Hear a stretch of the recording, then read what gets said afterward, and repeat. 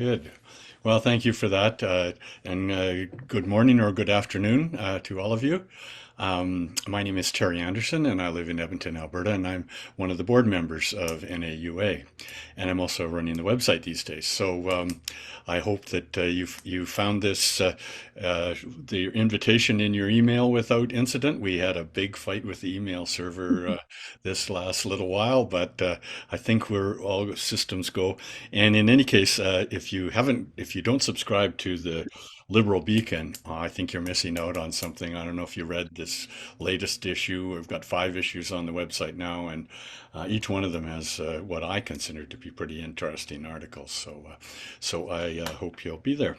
Let me just do a little bit of figure out how to share my screen here and get the right screen. Here we go. And share it. And this is your commercial that starts the service. You get Bach, but you also get a commercial, so you get a little bad, a little good. Um, I wanted to, if you're interested and able to support NAUA, the organization is entirely supported by members' contributions, and we would welcome yours. And for those who are probably younger than I, if you point your cell phone at that at that code there diagram, it will go immediately to that page that you see there, naunitarians.org. Support us. So I hope you'll get a chance to do that either now or later. And if you have, there's a number of new things on the website. There's an AI and Todd Eckloff children's story that I think is quite amazing that I just put up a day or two ago.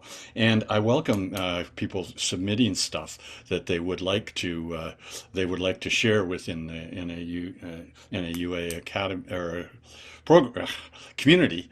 And to do that, you can just send an email to web@naunitarians.org, and that'll come to myself and maybe a few others soon. So I will stop sharing and turn it back for opening words to Roy. It's actually a sermon. Oh, okay. I Oh, mean, a service. Oh, Yeah. it's service. no, Nancy, your mic's open. Oh, and I realized that I was supposed to introduce our speaker as well. Sorry, Mary.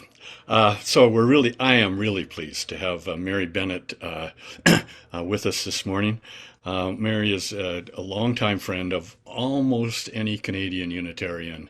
If they've been there for any length of time, they know the name Mary Bennett because she was the executive director of the Canadian Unitarian Council, especially through the time when the UUA and the CUC got divorced, and so she was at the helm through that period.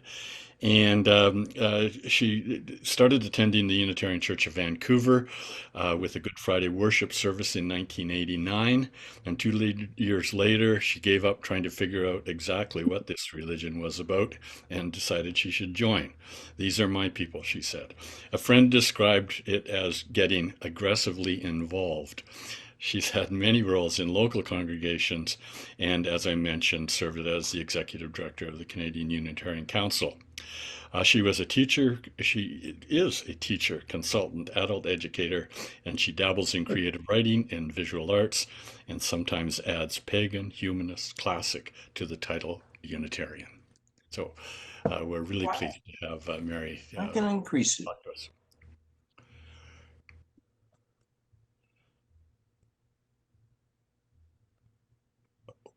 Okay. Hi, Mary. Is Twinkle on? I expect her to be doing the opening words. Does anybody else have them? The Annie Dillard one about aiding and abetting creation? I don't have it in front of me.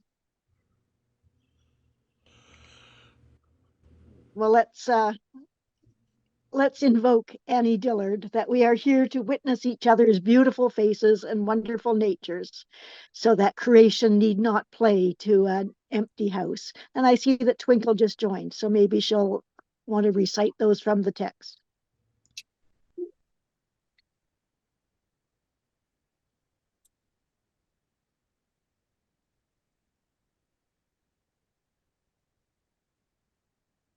or we can go on to the next step. Is there a song? Sure. Sure.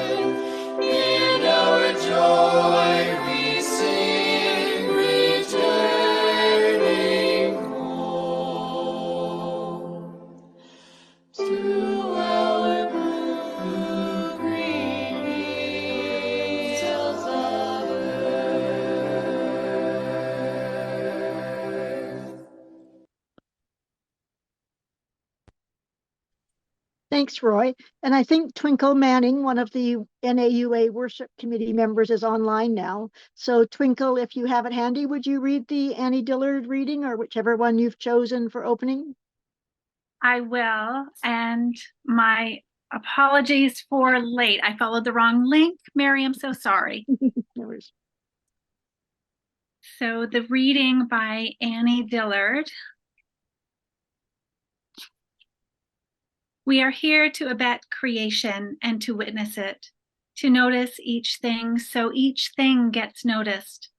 Together we notice not only each mountain shadow and each stone on the beach, but we notice each other's beautiful face and complex nature, so that creation need not play to an empty house.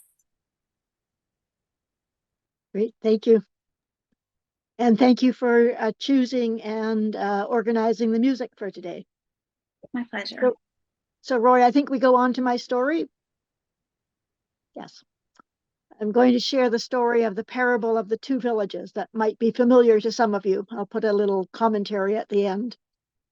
So there's a traveler, and he came upon a farmer working in the field, and he asked the farmer, "What are the people in the next village like?"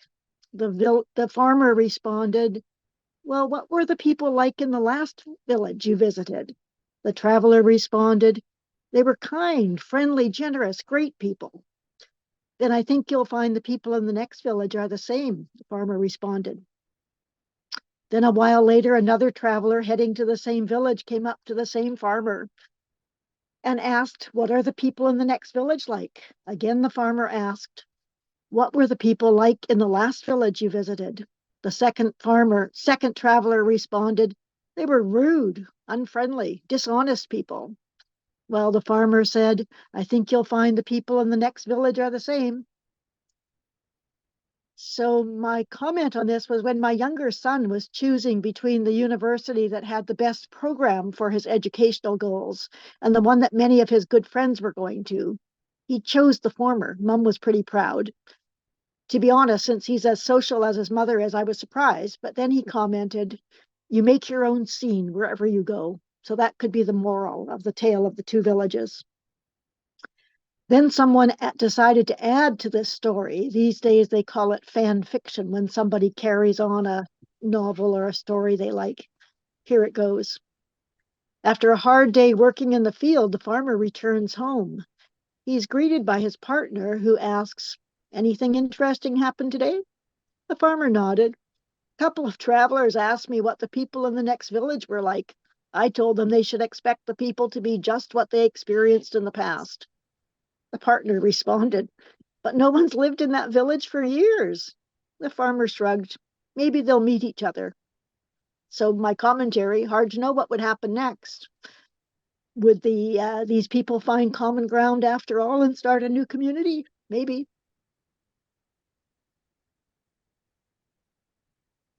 So I think Bob is going to read the Marge Piercy poem now.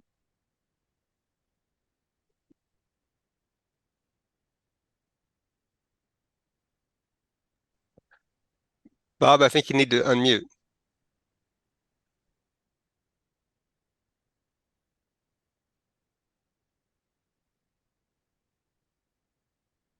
I'm sorry, I didn't realize I was muted. It's from Marge Piercy. It's called The Seven of Pentacles. Under a sky the color of pea soup, she is looking at her work growing away there, active, thickly like grapevines or pole beans.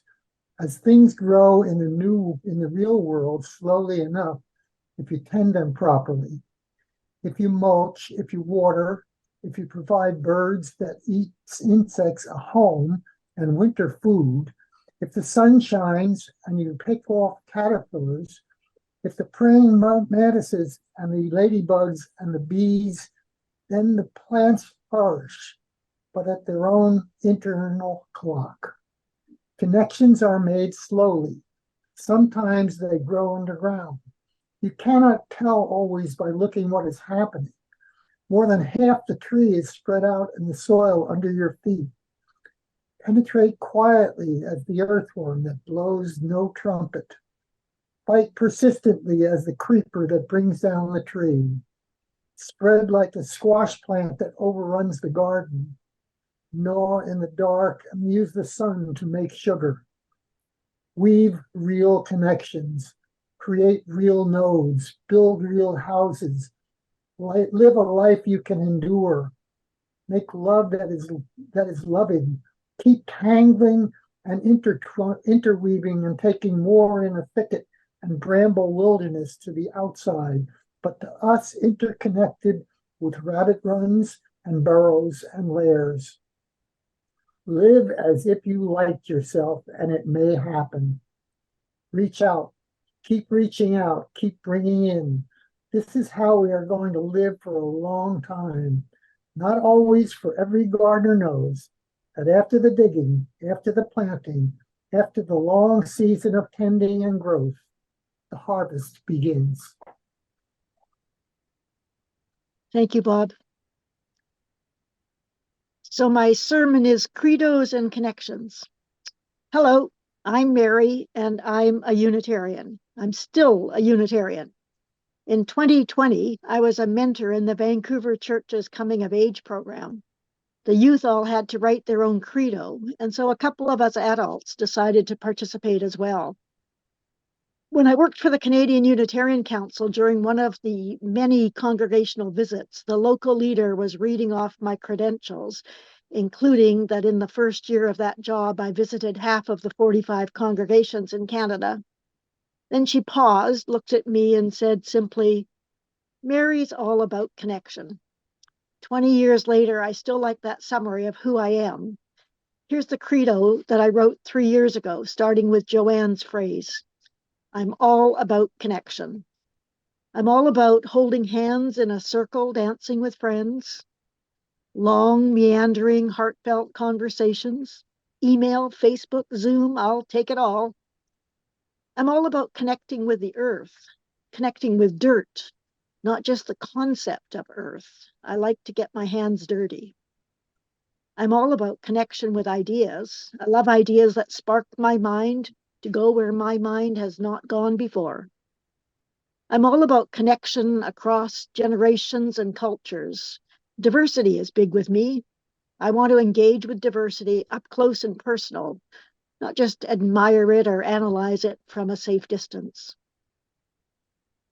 I'm all about connection with my very own self, and that takes time and silence and space.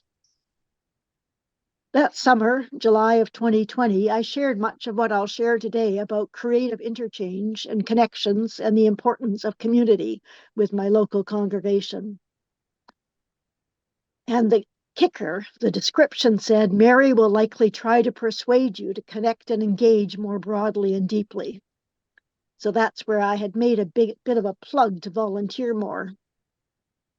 My superpower, if you will, is that when I'm in a room full of people, I cannot not look around to see who I think needs to be introduced to whom.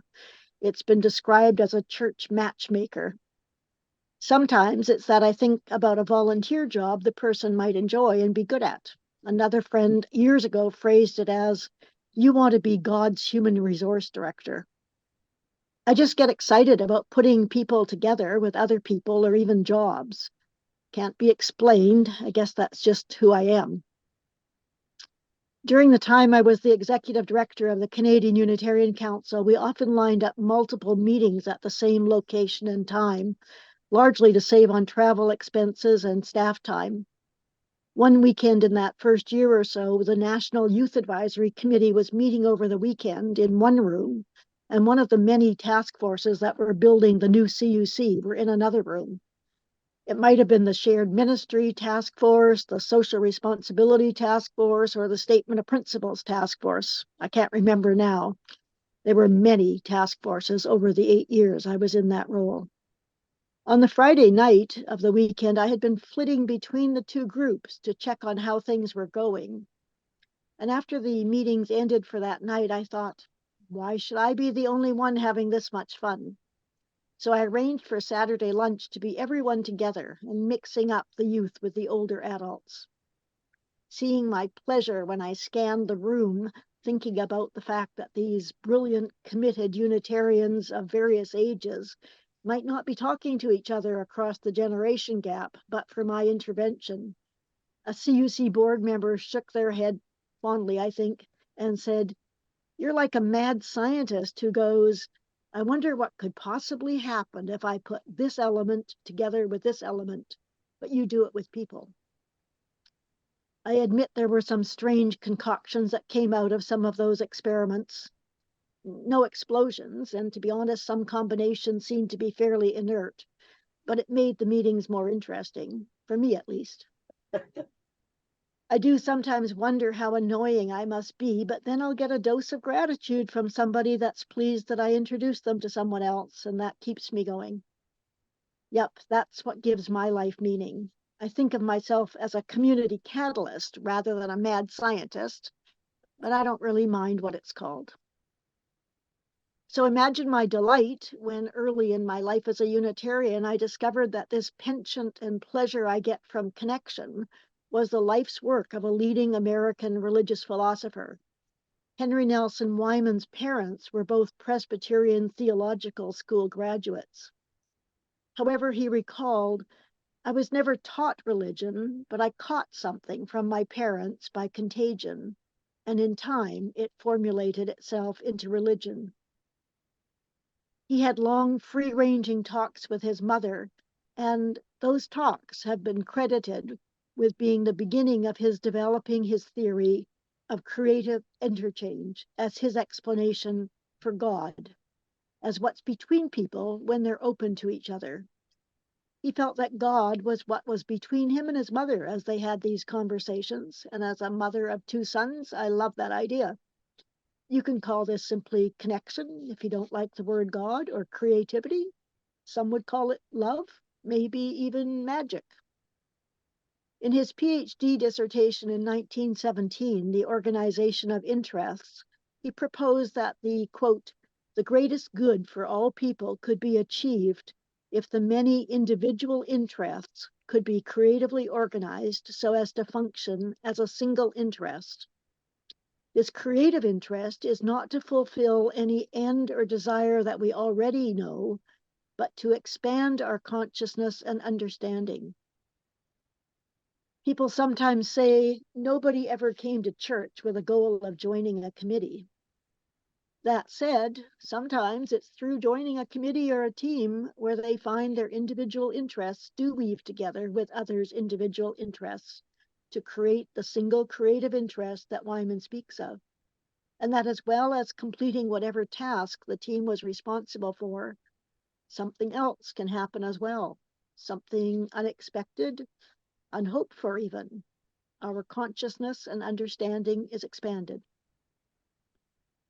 In my experience, this is exactly how to put into language that which could also be called the magic of teamwork. People of different backgrounds, skills, and interests get together, find that their individual interests can be braided together to form something beyond what they thought they had offered to do. There are people in congregations who joined a finance committee because they had some skill and interest in money, and then formed lifelong and transformative friendships with their fellow committee members. God, magic, connection, love, whatever you name it, it's an important thing. In Weimann's next two books, Methods of Private Religious Living and The Issues of Life, he investigated the solitary experience of religion.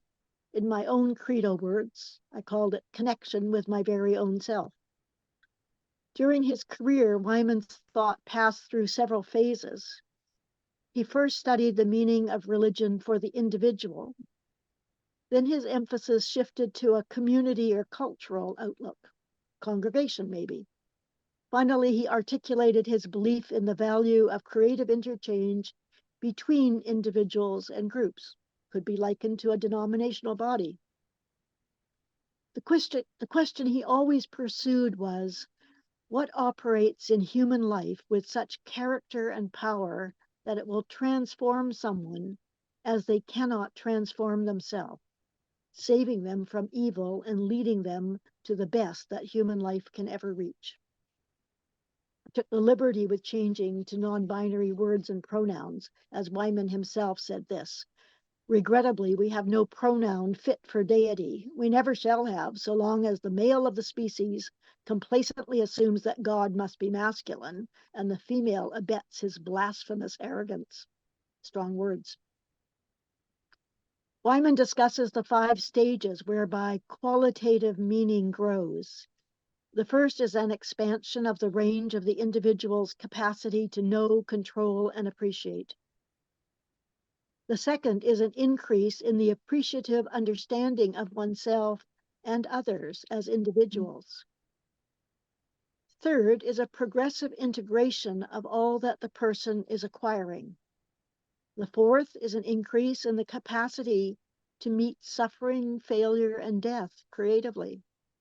The fifth, which he added later, is the increase of freedom. These 5 stages comprise the total event Weimann calls creative interchange.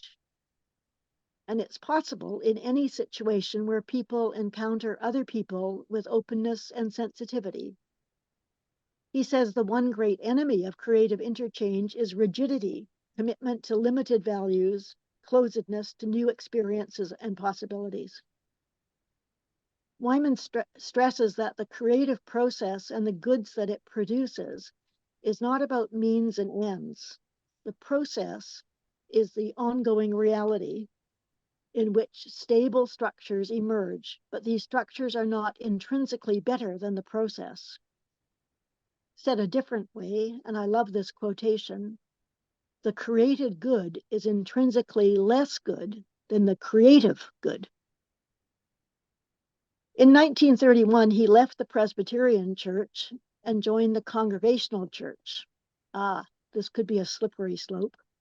Indeed, in 1949, after much upheaval in his personal and professional life, he became a Unitarian minister. He continued to teach, study, and write, rather than work as a parish minister, which he early on decided he was not suited for. In a 1967 sermon to Unitarian Universalists, he said this about us: "I don't think I've found any other association of people who gather regularly to consider the important problems of human existence, which I found is more congenial, or as congenial as this." So there you have it. He found us congenial. Not all do. 6 days after his death in 1975, he was honored with the Award for Distinguished Service to the Cause of Liberal Religion at that year's General Assembly of the UUA.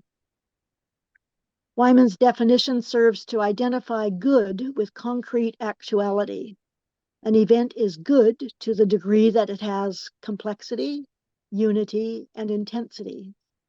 This means that the greatest good is promoted not when we project ideal situations and seek the means to achieve them, but when we discover that process which produces good and increases the conditions that facilitate its action.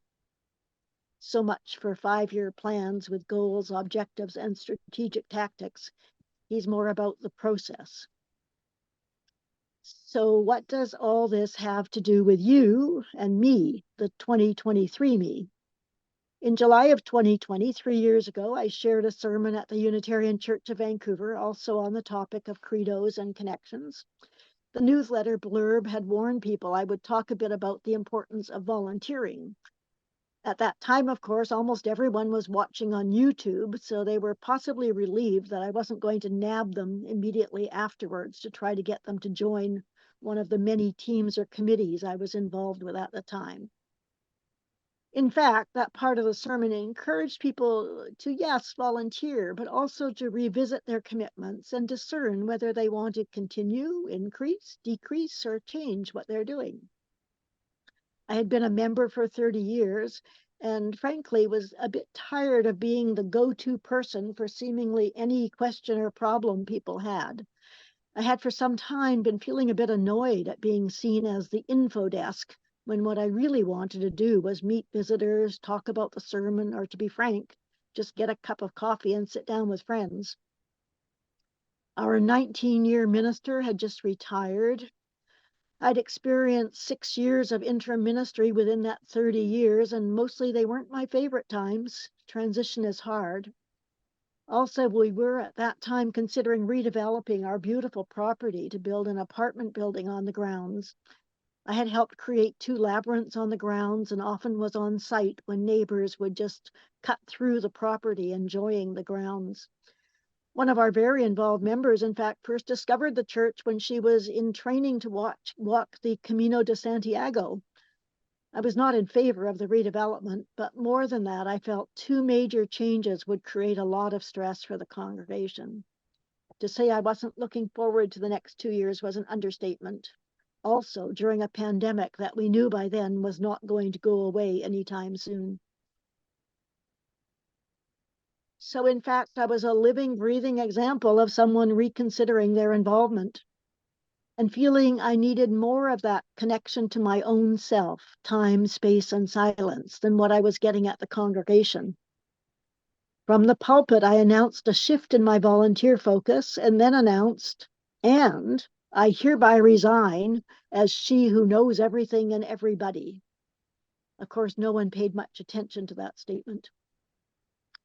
Other than a 4-month stint as board president that did not go well, I've been resigning from my various roles, participation, and attendance ever since. It was only a year ago that I realized that some of the things that were not making sense to me and not pleasing me in the Canadian Unitarian Council and at my own church were in fact part of a larger picture. In July of 2022, I got COVID and isolated for 10 days. Since I had worked as the executive director of the CUC for 8 years, I was more able than most to poke around the internet to try to see what was going on across the continent. I discovered what you all know. The 8th principle about dismantling racism that we adopted in Canada was the tip of the iceberg of what was going on at the UUA, a primary and overriding focus on critical social justice. After a group studied the book White Supremacy and Me, I started a book group using Irshad Manji's book, Don't Label Me, and noticed some of the shaming, gaming, and blaming she talks about. In my internet explorations, it wasn't long before I found this guy Todd Eckloff and his gadfly papers. So I watched some of his talks and sermons, including what he said at the 2019 GA. Todd Eckloff reminded me a lot of the two long-term ministers I'd had at UCV, Philip Hewitt, who was there for 35 years, and then Stephen Epperson. Both were very interested in the history of our religion and consistently delivered thought-provoking, well-researched sermons. During Stephen's 19 years, we actually often broke into applause and an occasional standing ovation at the end of his sermons. Like many others, I found it difficult to believe what I was seeing and reading. For me, the essence of Unitarianism was about freedom, even encouragement to speak freely. As one of our hymns says, even to question truly is an answer. But I witnessed friends of mine, all old and white and mostly male, being disrespected and even insulted. After a year of cognitive dissonance and deep grieving, I finally resigned my membership in June. It was a big decision. Disconnection for me took time, just as Marge Piercy says connections take time. Looking back, I can see three phases. An early phase was joining the 80%. You know, the 80% who do 20% of the work, rather than the 20% who do the 80%. I'd half jokingly say to close friends who were definitely still in the 20% group, you should try it. It's quite comfortable here. Then I focused on harvesting, taking stock of what I'd learned during my time as a member of the church, how I'd benefited, how I'd transformed. I worked to take care of friendships, knowing I wanted to preserve them, whatever I eventually decided about membership in the church, which of course meant engagement with denominational bodies. Many Unitarians and UUs don't care much about what, quote, head office does, but with my history and perhaps just my own values, I did care, and I do care. So ultimately, it was on reading the annual report of the Canadian Unitarian Council Social Justice Team that I felt I cannot be a member of this organization. That was 2 months ago now. I expect to visit the church as a guest now and again. I definitely will keep connected with many of my close friends who respect my decision, even though they express their hope that I'll change my mind and rejoin. And now, to play with the metaphor of a relationship breakup, I guess I'm playing the field. I expect I will always be a Unitarian, and I'm grateful to Todd and others for having the courage and commitment to build NAUA and invite us all to join Spokane.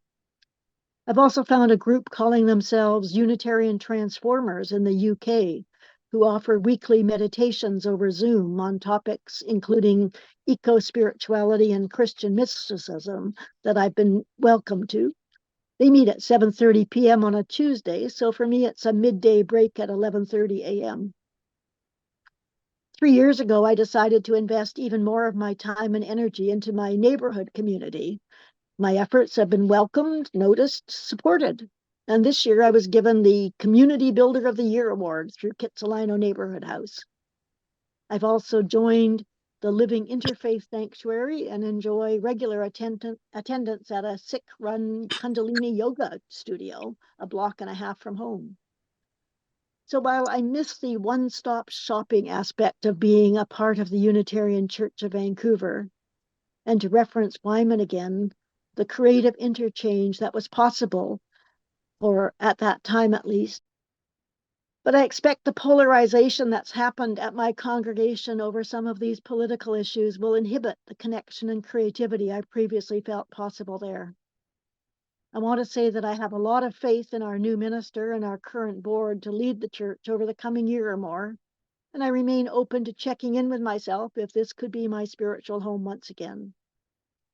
But as a realist, over the 30 years, I've seen many people who, after a high period of involvement, leave on a matter of principle, and typically they don't return. I've gotten to know some of your stories over the past few months, and I look forward to hearing more of how you are navigating these currents of change. And I think we have a song now.